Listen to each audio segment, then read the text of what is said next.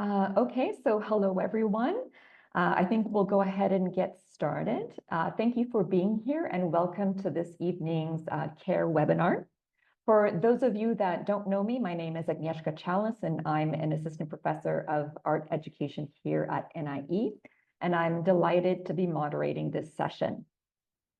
Today, we are honored to have Dr. Ben Bolden with us, who will be speaking about his work related to how arts teachers can support UNESCO's vision of transformative education. So by way of introduction, Dr. Bolden is both a professor and the UNESCO Chair for Arts and Learning at Queen's University in Canada. And in addition to his extensive experience teaching music at various educational levels across Canada, England, and Taiwan, Dr. Bolden is also an award-winning composer. His broad research interests in arts and music education include arts-based research methods, creativity in the arts, the learning and teaching of composing, assessment in the arts, as well as teacher education and teachers' professional learning. So welcome, Ben. It's great to have you with us. And before I turn it over to you, I wanted to note for our audience members that we do hope for this to be an interactive session. And as such, there will be opportunities for questions and comments, both at set times within Ben's presentation, as well as afterwards. So during these times, please feel free to unmute yourselves if you would like to make a contribution that way, or you can, of course, use the chat function. So with that, I will turn it over to you, Dr. Bolden. Thanks, Agnieszka. It's a pleasure to be here. And indeed, I do hope that we can be interactive in our time here together. So maybe just by starting off, I'll let you know that I am in Canada, and where I am in Canada, in Ontario, we're experiencing a very cold, snowy time right now. So when I look out my window, well, it's dark right now, so I don't see much.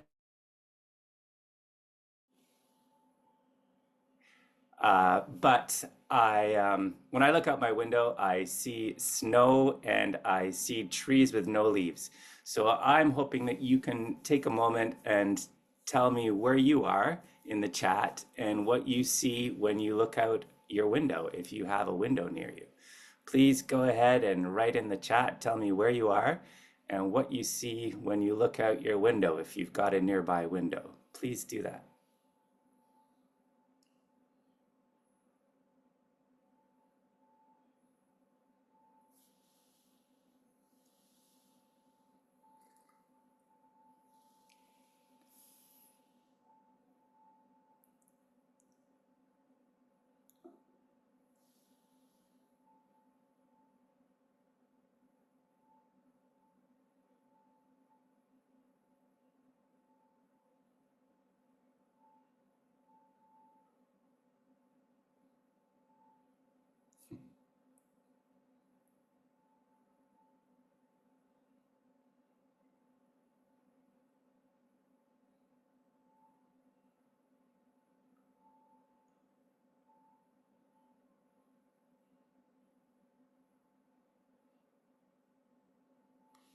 All right, well, thanks everybody.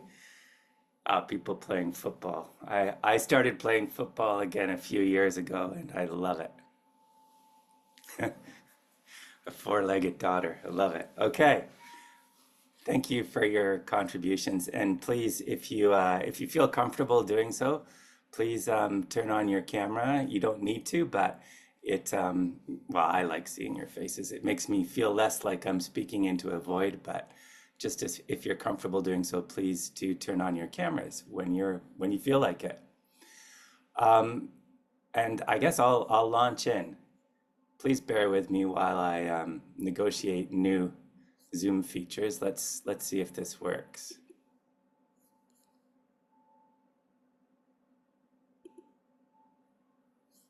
How are we doing, Agnieszka? Do you see my screen the way you're supposed to? Yep, looks great. Okay, super. All right. Well, thanks for finding your way here to me. and thank you for your interest. I'm really excited to speak about Arts for Transformative Education. It's something I've been working on for a while, and yeah, I had fun putting together this presentation and hope you enjoy it.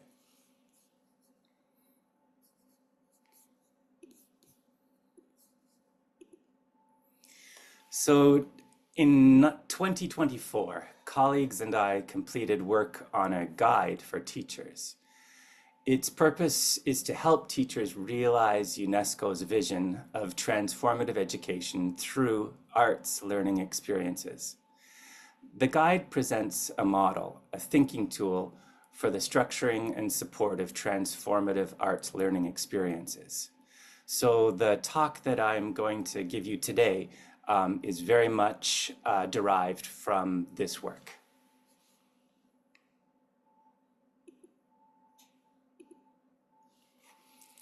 I'll start with UNESCO's thinking on transformative education. The United Nations Educational, Scientific, and Cultural Organization, UNESCO, promotes a vision of transformative education. Education that will change thinking and actions in ways that lead to a more peaceful and sustainable world. In short, UNESCO sees education, transformative education, as a tool for a better world.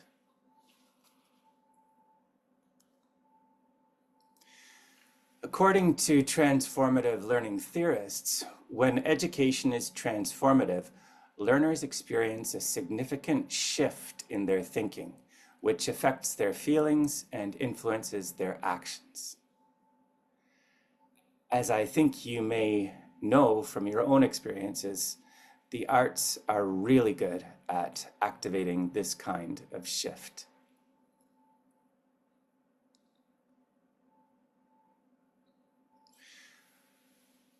Our work was driven by our steadfast belief that the arts have tremendous potential to enliven and propel learning that transforms individuals and communities. This belief is well supported by research. Arts learning can do all the things listed here and more. I'll give you just a moment to read through the list of some of the research findings regarding arts education. Please go ahead and read that slide yourself.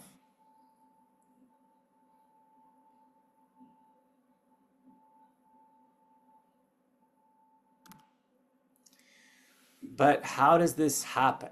How does arts learning transform people? An 18th century education philosopher, Johann Heinrich Pestalozzi, put forward views on learning that still resonate today. He believed that people learn with their heads, their hands, and their hearts.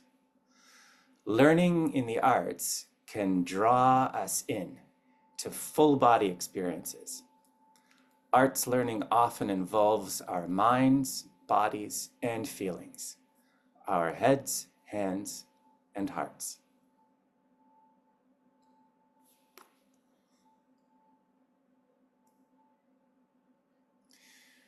But transformative education rarely happens on its own. There's usually a teacher involved. Teachers play a critical role structuring and supporting transformative education. So we created a tool, a model, in collaboration with colleagues at UNESCO to guide teachers in this work.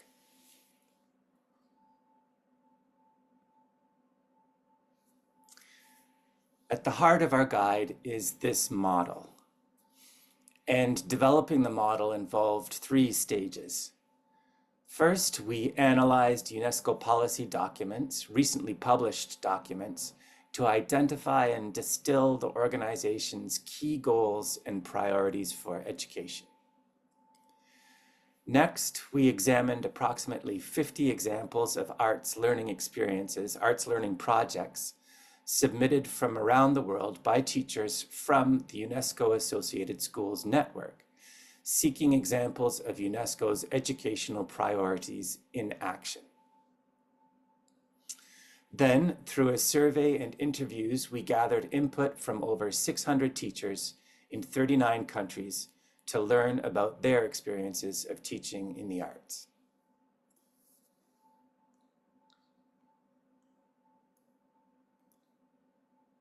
And here it is. The Arts for Transformative Education model is a thinking tool for teachers to help them harness the transformative power of the arts through the structure and support of transformative learning experiences. The model proposes that in any arts education experience, there are 4 learning dimensions. The first dimension, learning actions are the things that students do that build their learning. Second, the actions are situated within and are influenced by the second dimension, the learning context or the learning space. What does that classroom or learning site look and feel like? What materials, tools, and technologies are available? How do learners and teachers interact with each other? The actions are further influenced by the third dimension, the relevance of the learning to students' lives. Where does the learning fit within students' lived experience? How is it meaningful to them? And finally, the fourth dimension, outcomes, the knowledge, skills, values, and attitudes that students take away from this learning experience. To sum up, the learning actions situated within the learning context and filtered through learning relevance lead to learning outcomes.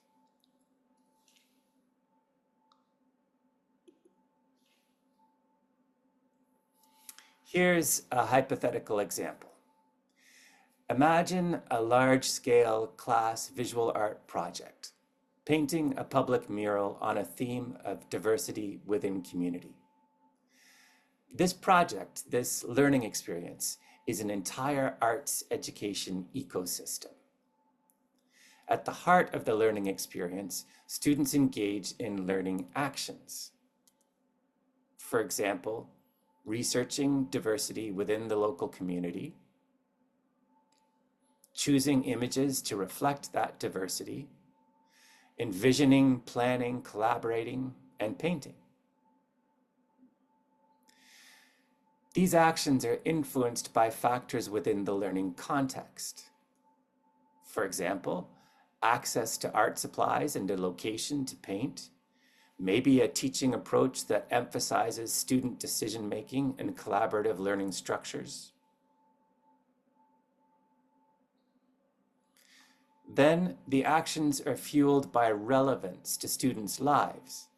For example, the chance for students to explore their own community and to represent themselves or people they know in the artistic work, and to share that work with friends, family, and community. Finally, these actions will eventually lead to learning outcomes. For example, knowledge of local diversity, maybe a valuing of local diversity, maybe perseverance, and visual communication skills. This is probably a good spot to invite you to share your thoughts. What do you think of this model? Does it make sense? Could it be useful? If you have someone next to you, tell them what you think, or your dog or your cat, that 4-legged daughter that was referenced earlier perhaps. And when you've had a chance to tell somebody what you think, if this makes sense to you, what's missing, please let me know in the chat any thoughts that you have. I'll give you a few moments to do that.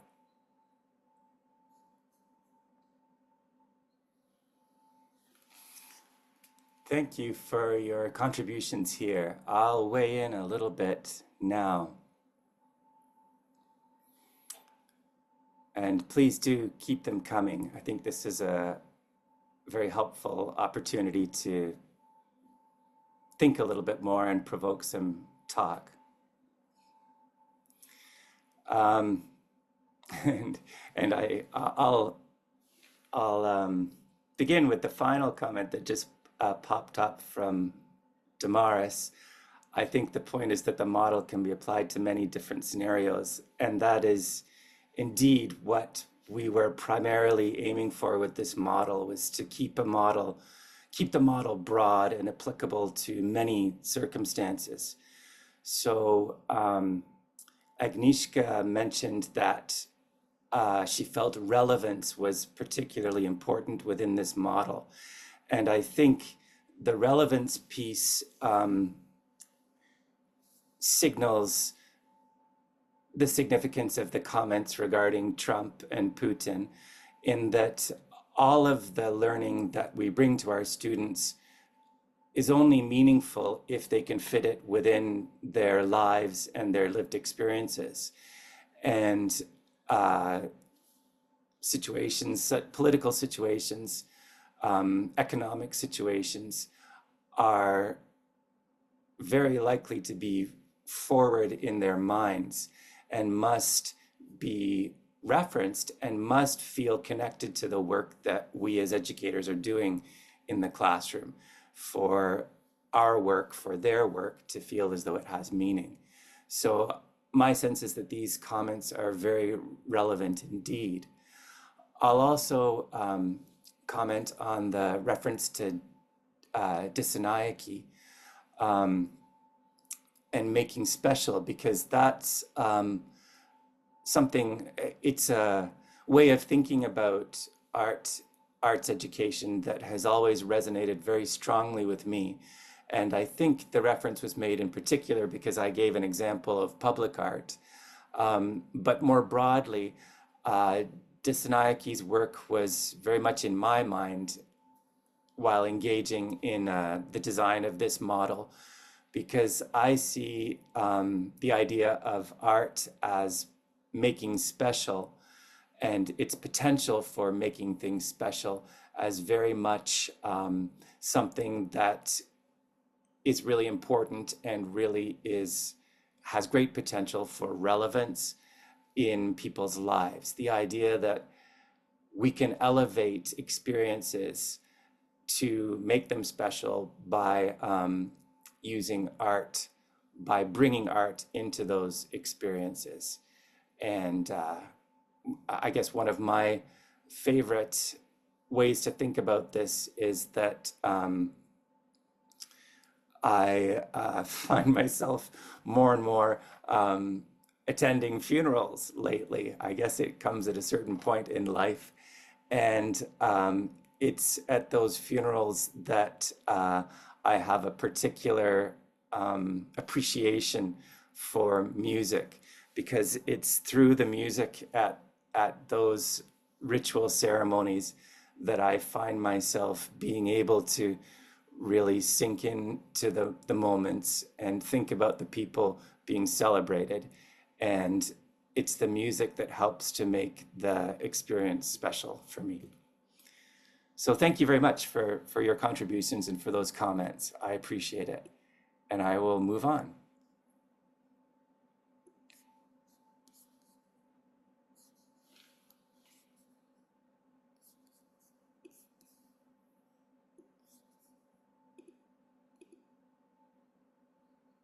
There's my chat icon.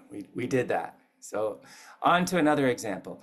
This is an example of a real world arts learning experience that I'd like to share. And it's a music project from Canada, and it involved high school students and teachers collaborating with community members to perform, record, and make a video of the song Ancient and Forever. And this song is very much about the place where these people live, Cape Breton Island, on the east coast of Canada. And in terms of the context, the learning spaces, the students and the community members and teachers sang and played instruments and danced in recording studios and homes and outside locations all over Cape Breton Island. The resources that were part of the context included the song that was composed by a local singer-songwriter, video and audio recording equipment, musical instruments, and the support of professional musicians, and much more. In terms of the teaching approach, there's a strong emphasis on collaboration. Teachers and local artists made music alongside the students. And further, students' individual artistic and cultural expressions were not only valued, but featured. In terms of relevance, the song and video feature the island that is the students' home, Cape Breton Island, the people who live there, the places that were special to them, and their interwoven stories. Regarding outcomes, alongside performance skills, this learning experience promoted intercultural understanding and enhanced appreciation of local diversity and heritage. I'm just going to play 2 minutes of this video for you to have a sense of what it's all about. 1, 2, 3.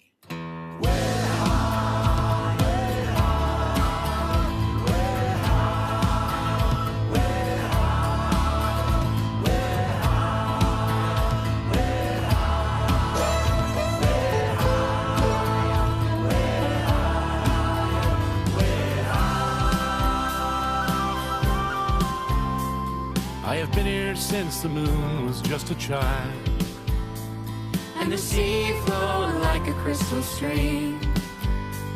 The trees grew strong upon my mountains wild, and the sky was the bluest you ever seen, bluer than the sky in eagle's dream. Deloitte jigna una magi, aktet wali sampo tekni. Money on my technique, but you daddy Jay. Got over with wonder see. Done it all, G will order so Disney. I am ancient and forever, and they call my name Cape Breton. I have watched 1,000 seasons fill the beauty of my shores. The hand of God has touched me. If you're quiet, you can hear him as he wanders, singing quietly in the hills beyond your door.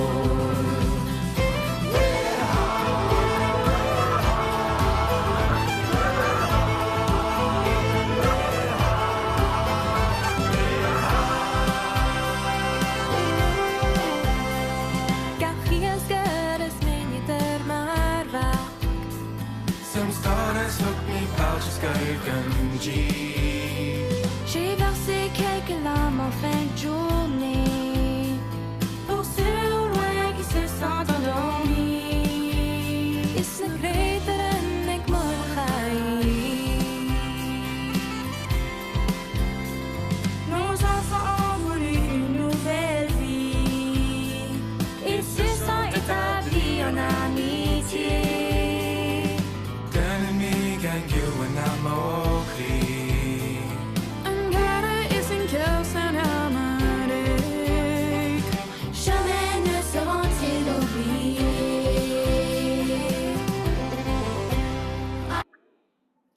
And I'll leave it there.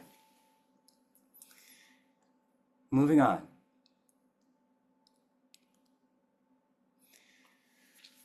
There's another piece of the arts transformative or arts for transformative education model that I'd like to share with you.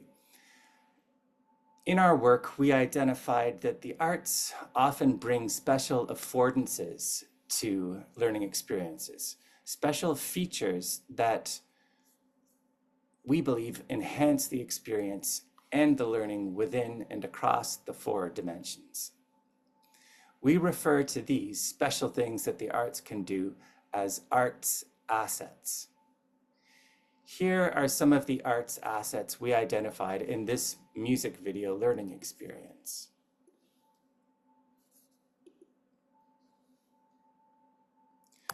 Arts learning can connect people through shared experiences and expressions.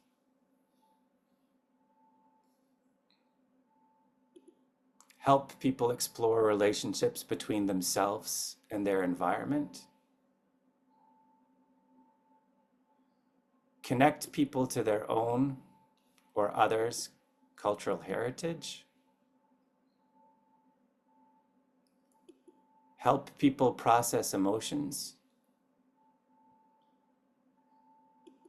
And help people see who they are and who they want to be. There are so many arts assets. I'm sure you've experienced quite a few yourselves. I'm currently working with my colleague, Tina Kekkonen, to dig deeper into this concept of arts assets. We have been analyzing interviews with arts teachers from 12 different countries and have developed categories of arts assets. We have identified that arts learning can engage emotion, for example, in aesthetic and spiritual experiences. It can connect to humanity across time and contexts, which often enables empathy. It can nurture development of self-confidence, self-exploration, self-discovery, and self-expression. And I'll refer back to one of the chat comments that I didn't refer to before about students' unique experiences of the arts learning space. Arts learning can enrich communication, both that learners take in and that they send outwards through whatever art form. And arts learning can build community through collaboration, through vulnerability, and through intimacy. And finally, arts learning can cultivate courage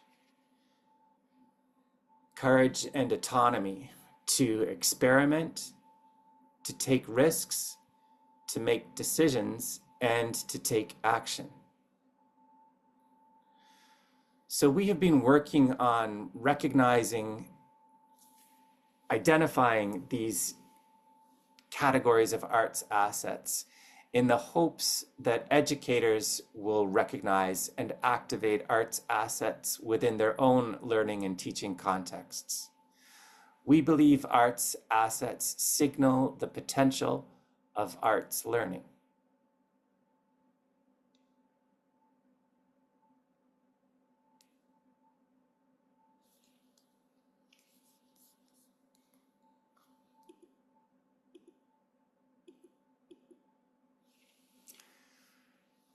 And now I'll take a moment to pause for you to reflect on the arts assets that you yourself have experienced. What special features have you or your students encountered while engaging with the arts? What affordances can the arts bring to learning experiences? What can arts learning do? Please have a think about this. And again, I'll ask you to post in the chat an arts asset that you have experienced. We find it useful to imagine or to begin with a sentence starter. Arts learning can ... So please feel free to join in the chat with something that you have noticed arts learning can do in your own experiences of learning or of teaching in the arts.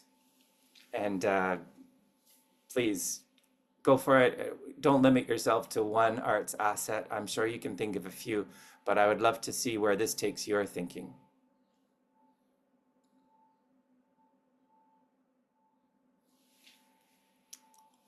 Thank you for these contributions. I find it very moving reading these thoughts and thinking about arts assets in general.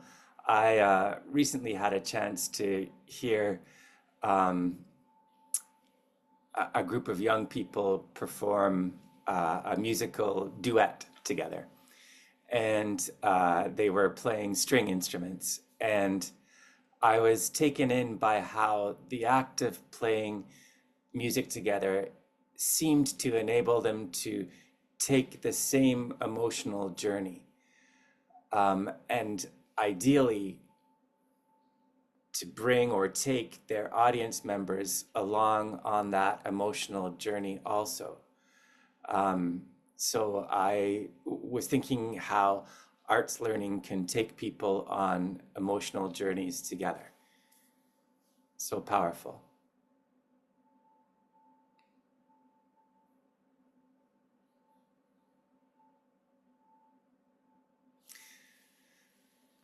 Thank you again for your contributions. I'll move on.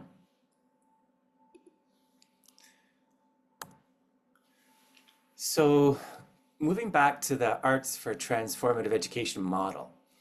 As I mentioned earlier, we believe that arts assets occur within and across the 4 dimensions of learning associated with the model.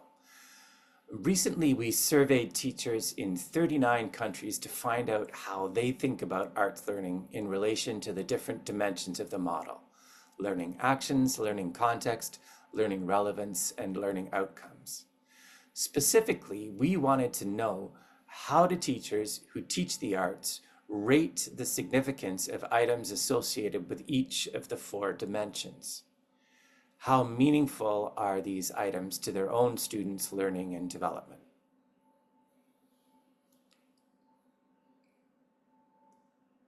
I don't expect you to read through all these items, but I just wanted to give you a sense of the survey, what it looked like, and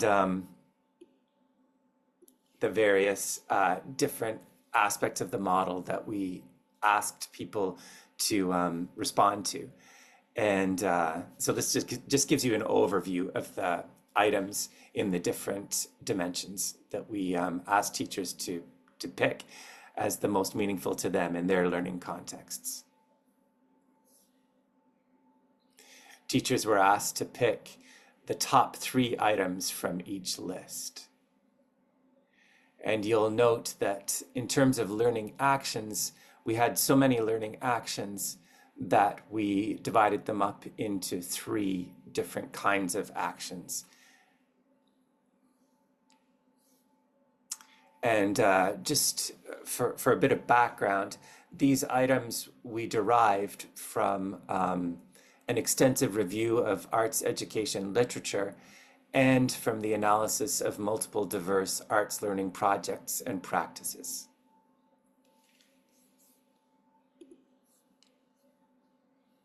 Okay, so here to our findings.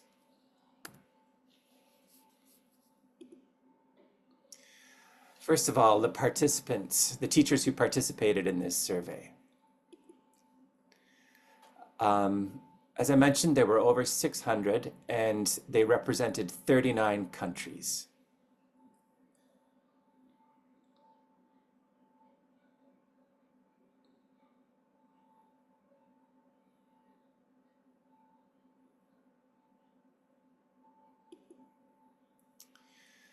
The teachers represented a range of years of teaching experience,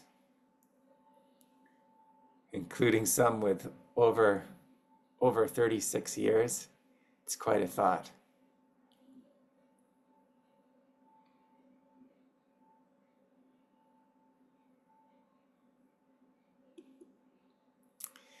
And these were, we asked them their predominant art subjects. Many of them taught multiple arts, but we asked them to identify which art form they taught most often.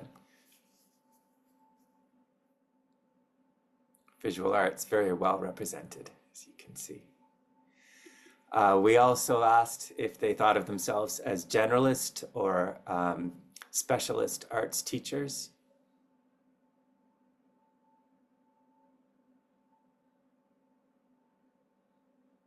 And we asked them the age groups that they taught.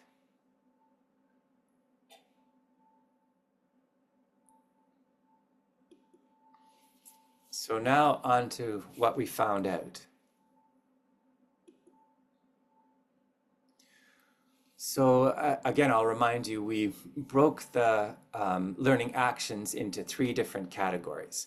The first category, process actions. Teachers rated creating most highly.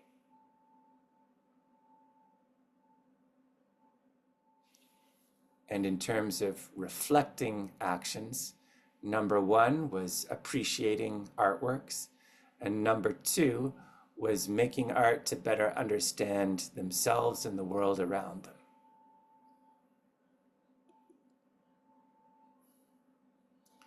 And here's how teachers rated the significance of various presenting actions.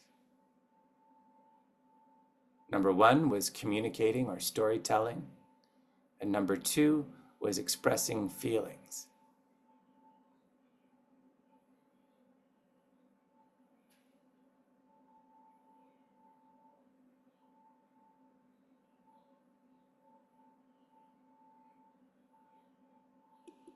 And here's a quick summary of those, the top rated learning actions in the different categories.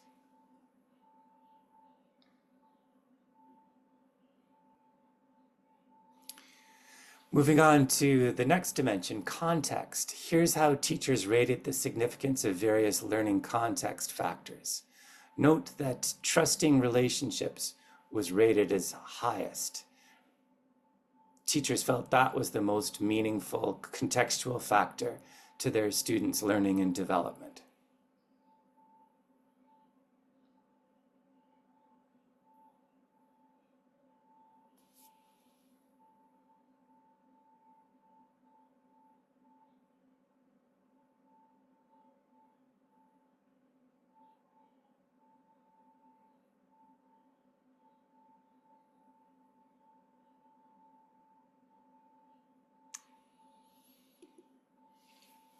And here's how teachers rated the significance of various relevance factors.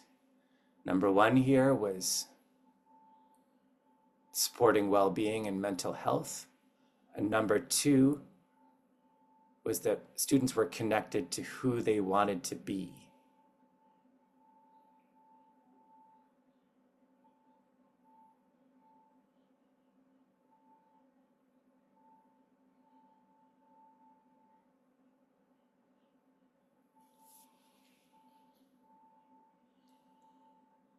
And finally, the most meaningful outcomes. Number 1 was imagination and creative skills, and number 2, critical thinking and problem-solving skills.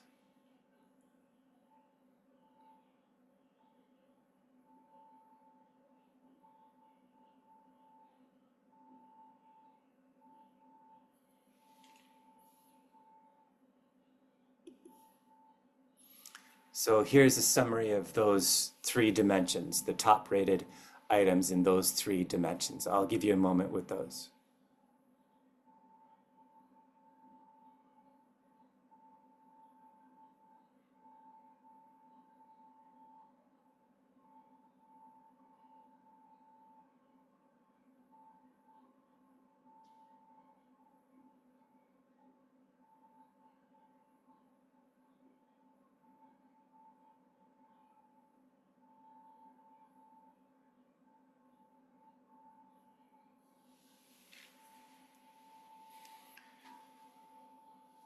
And what to make of these findings? So what?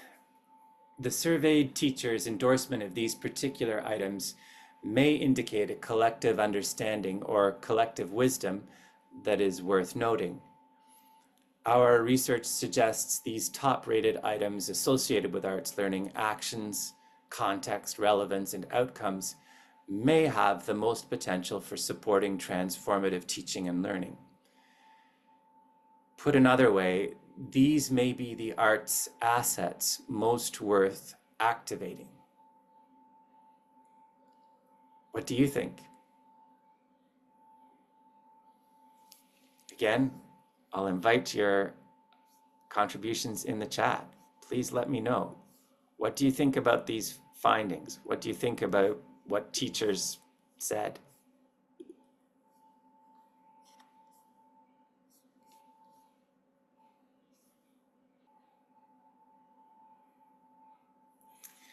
I appreciate these comments and contributions very much. I think what I'll do next is just continue to invite these comments in the chat while I move to my final thing I want to share with you, because I think it's relevant.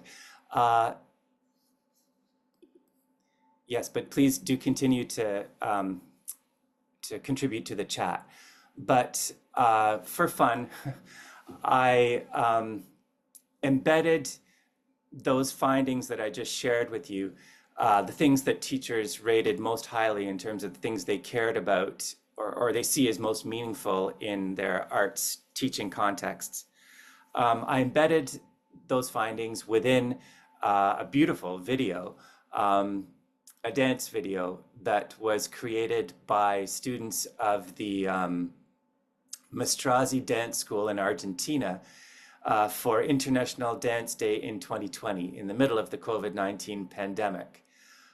So this is an opportunity to watch a beautiful dance video and to have those findings summarized for you again, and ideally promote some reflection about those findings and more importantly, how those things work or how they have importance within arts learning contexts.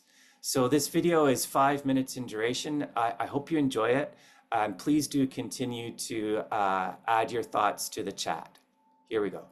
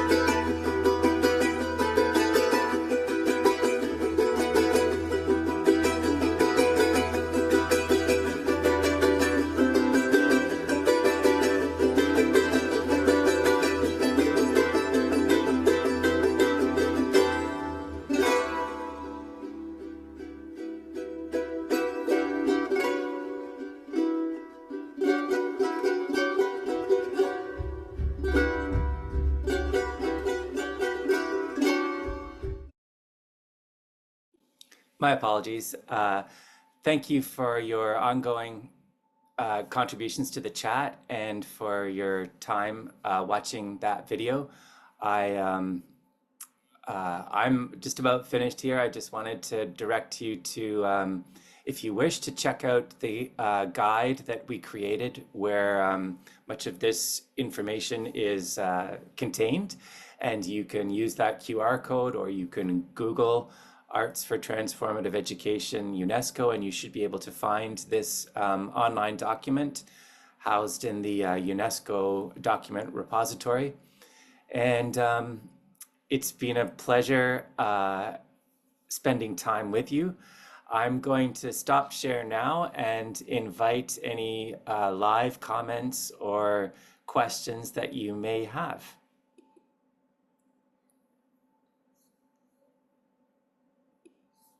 So thank you so much, Ben, for sharing this important work with us.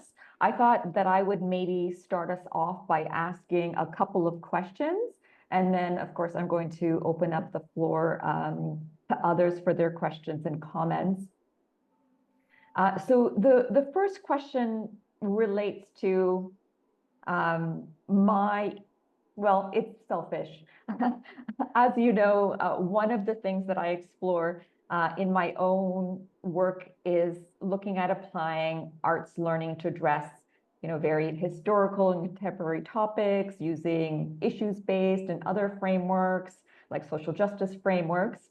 And so when reading the guide, one of the areas that were of particular interest to me was with regards to how arts learning could be used to very explicitly foster actions and outcomes associated with transformative education. So outcomes and actions such as, taking action and making change.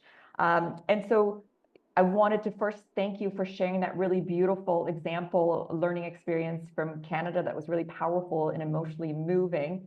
But I'm wondering if you might be able to share a learning experience, either another one from the guide or maybe your own personal practice, where students were invited to take some form of action that resulted in either meaningful changes in their own lives or in their communities, and then what did that action look like? And I'm sorry if that was a long-winded question. Not at all. Thank you, Agnieszka. So what's jumped into my mind is a sustainability project, particularly a climate change project that it was a US project, and this was a school, elementary school. So students, I believe they were probably about grades 4 to 7, I would say. And this was a music project. And so the teachers worked with the students to basically compose a piece of music that was an opportunity for them to unpack their feelings about climate change, their concerns, their all that they were thinking about and feeling in relation to climate change. This was a multi-week project. The teachers helped the students compose this piece. It had different classes composed kind of different sections so that they got to put their own particular perspectives inside this big piece. And then the piece was performed in their school gymnasium for the public, but they also very deliberately invited politicians, both local politicians and Congress people to come and attend this performance. And then the students were in turn invited to go and to go to government buildings to visit and to speak with government representatives and to discuss their concerns and to demand that something be done. So that comes to mind for me as a very rich example of how the arts can work or support young people in taking very specific action with regard, like for a something that they care about. Yeah, thank you for sharing that example. And I think there's another one in the guide itself also that talks about bringing awareness, public awareness to different issues as well, such as in this particular example, climate change. I have one more question that's somewhat related before I pass it on to others.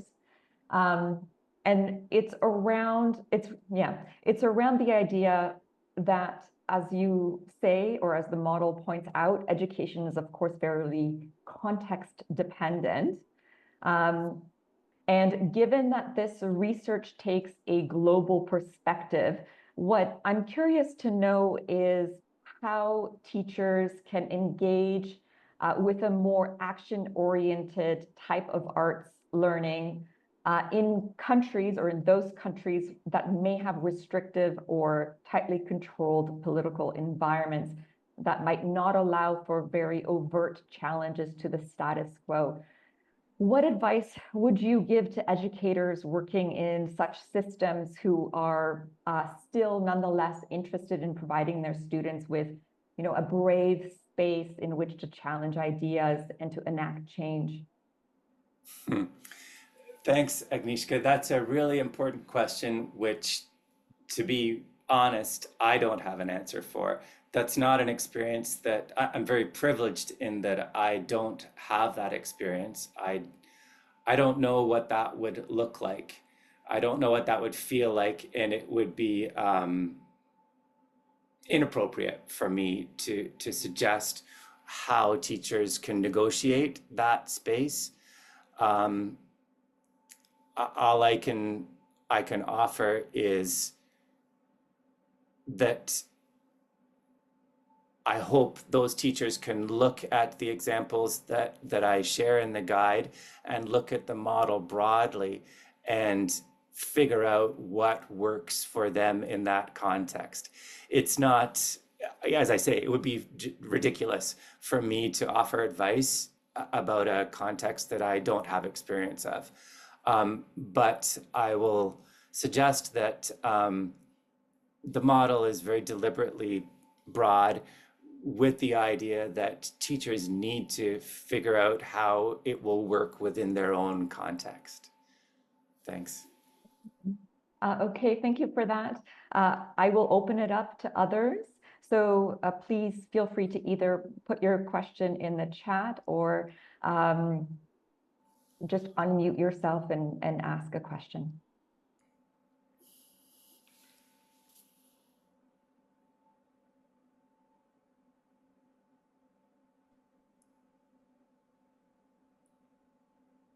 Benjamin.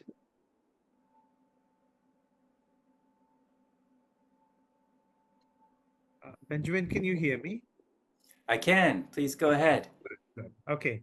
No, I'd love the way in which a lot of your work resonates with Disney Arcus, the relevance of public art, and its place in social being. And I'm thinking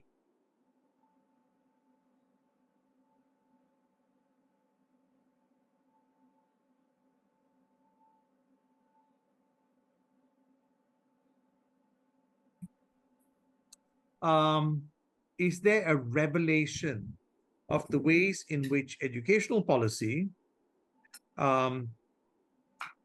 becomes problematic in its unintended consequences? Let me explain. Here you have students working directly with politicians and letting politicians know what policy means in their world. And you have students who are doing their very best to do some things and then realize that there is a kind of I wouldn't call it Machiavellian, I'd call it a Levithian approach where policy determines policy and practice, and whatever revolving door politician turns up as the Minister for Education or the Parliamentary Secretary or, and Permanent Secretary is a function of the way in which policy, as determined by whichever context, then create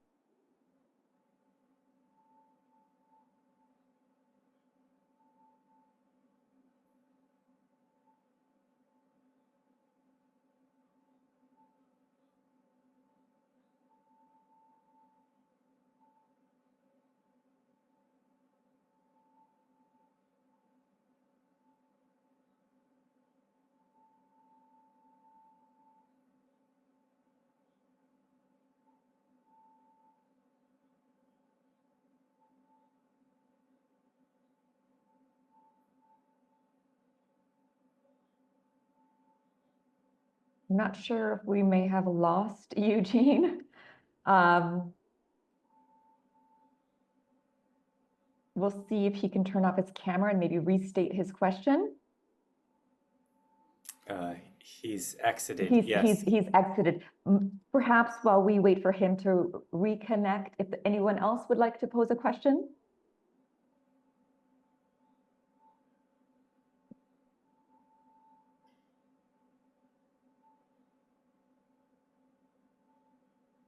Damaris? Yeah, hi Benjamin, and Hello. hi Agnieszka. Thanks very much. It's been a really interesting talk. So the model is a very general model and is not specifically directed at kind of social art. Is that what you're saying? That it could Correct. it could be at a very, very low, small scale. It's about really questioning the purpose of art and how it can be used to, I guess, kind of increase knowledge and understanding, basically. Thanks. Because the examples you've given have been very kind of social based, but I just wanted to double check. Thank you for the question.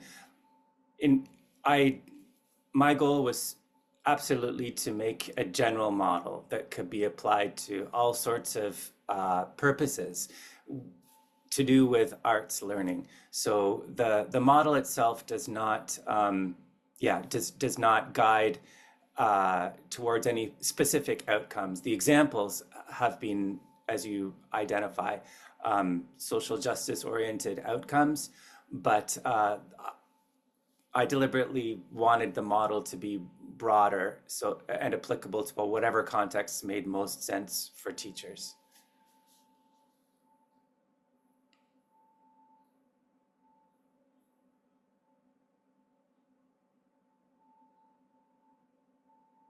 Thank you, Ben. Eugene, did you want to restate your question?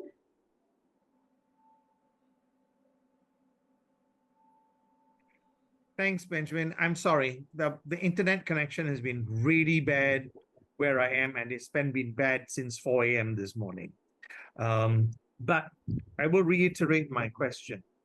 The arts for learning are, in a sense, a recall of learners' call to democratize learning.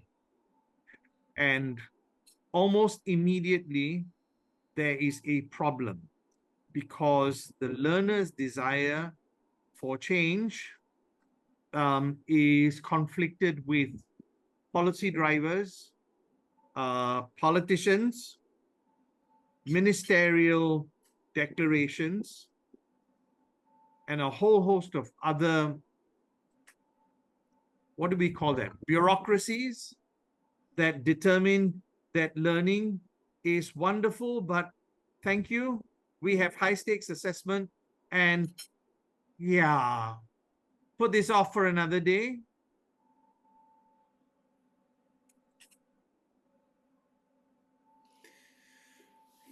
What is your question, Eugene? Well, that was my question. You have the desire of students to own their learning, but there are other levels and layers, which include policy, classroom practice, school practice, what should we say? Policies that are determined by the Ministry of Education. For example, the creativities that you saw might be hampered by a ministry official saying, that's all well and good on the side, but we have a major policy to deliver, and the politician may or may not be consonant with such democracy. I agree. I think you're absolutely right. I think that we all work within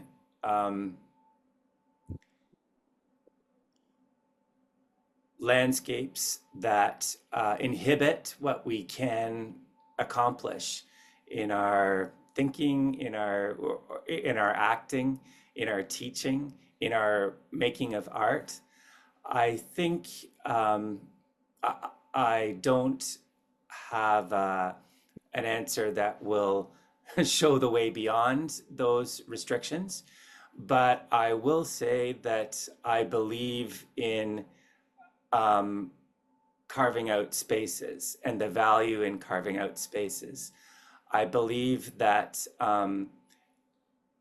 taking action is valuable even when it doesn't have the intended result. I think that there is, I think it's valuable for people, children, me, to have the courage to try to do things to make a better world, even though my small attempts don't change things in a large scale. I believe very strongly that people, children, I will be healthier and happier if I try. I So hear you, Benjamin. that's why I offer Yeah. that's the spirit with which I offer this I model hear you, and this Benjamin. thinking. So I'm listening to the pedagogy of indignation by Paulo Freire, that at the end of the day, whatever policymaker, whatever politician, whatever ministerial force that determines, yeah, it's good to have, but yeah, no, becomes the mantra of the day, and becomes the very stumbling block for the democracy of the learner in the 21st century. Then becomes a way in which either we could say, as in 2019, how dare you, to the young Swedish girl, or to be saying, okay, we understand the constraints, but we can live in the liminal spaces.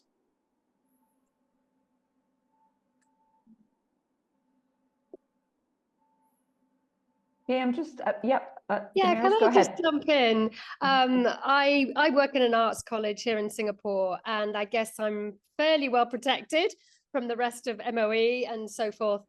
But it annoys me when people continually separate STEM from art, because STEM cannot exist without art, because we use art to explain so many of the concepts in STEM. So we need to move away from this separation and actually figure out how we use art to help with understanding and concepts and so forth. So I think that, like you say, we need to carve out spaces, definitely, to incorporate art, because it's going to help people with their understanding.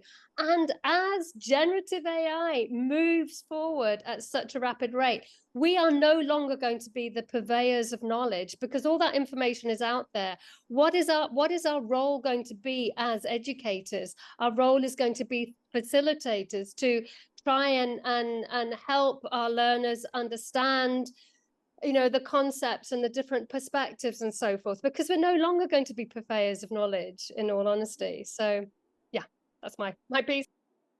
I hear you. Thank you. I'm just conscious of time, and I'm wondering if there is perhaps a last burning question from our online audience?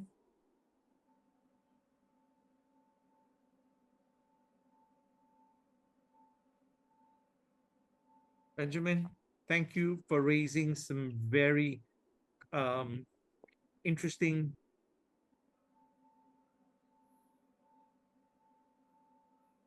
I think Eugene has cut out once again. If not, I do have one very quick last question for you, Ben, and I'm just wondering if there are any next steps for the research, and if so, what those might look like. For example, are there any plans to test the model or the framework from a student perspective, perchance? Thanks, Agnieszka. I like the idea of extending the research in that direction. Where I'm focused right now, as I mentioned, is in exploring the notion of arts assets more deeply, trying to figure out what the arts learning can do, and how to support it doing what it can do. That's where I'm at right now, and that working with this interview data that we've collected and still we haven't done enough with. So that's where I'm at right now.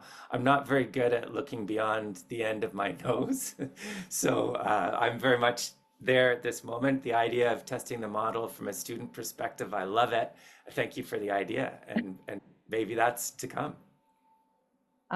Anytime. Okay, so I think we're going to stop and end things here for the moment. I want to thank you so very much for your presentation today, and I want to also thank our audience for tuning in online and for your very insightful questions and your comments. Just a very quick note before we depart, we will be making both a recording of this conversation available on our CARE website, in addition to the teacher guide that Ben describes in his presentation, the Arts for Transformative Education Guide. So we'll make that available on the CARE website as well. So I wish everybody a good night, except for Ben, for whom it's still early in the morning. So in your case, Ben, I hope you have a great rest of your day. And thank you again for being here with us today. Thank you. It's been my pleasure. Take care, all.